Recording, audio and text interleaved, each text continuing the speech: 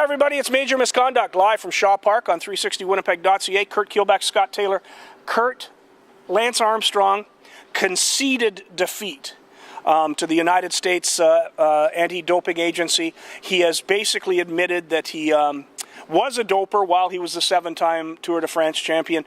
And when the doping agencies get to the point where they can take on and take down icons like Lance Armstrong, you got to wonder if everybody isn't on it. You gotta wonder if everybody isn't on it. And it's, what do they do with those 7 titles? What do they do? Can't give them to the guys who finished second. They don't know. Because they were all busted for doping.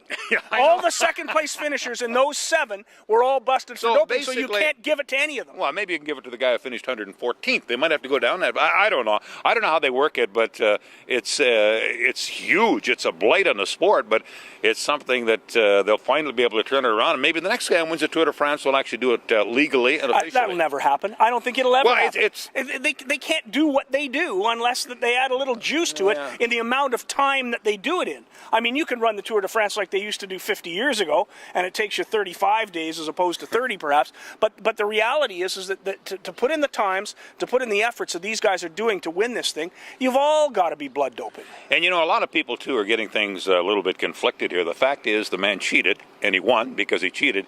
People are getting it confused with the humanitarian aspect. This guy beat cancer, and he raised a lot of money for cancer. Therefore, he's a hero. Yeah, he's a hero in that regard, but he's not a hero on a bike anymore. Because, well, when you consider that he was a machine. When you consider that he made what he made based strictly upon the fact that he cheated, kind of ruins everything else, doesn't it? He's 40 years old. He was still winning Tour de France just recently. So yeah, I mean, it's. I guess a lot of people have been suspicious for a while, and but I don't know what they're going to do with that thing. Like you say, they're all dopers. It seems. Seems like in every sport, everywhere. Well, yeah, of course, I've always felt this way. If I'm going to pay $100 for a ticket to watch Major League Baseball, I want all my hitters 6'8", 400 pounds, and hit it 700 feet. Yeah, but you know every what? One of them. Now, with things that like are happening with Melky Cabrera and that kind of stuff, other players are beginning to frown on these guys. So maybe that's a sign that they themselves are repulsed by what's gone on with Roger Clemens and all the rest of them, and maybe that game will straighten out. I don't know about cycling, though.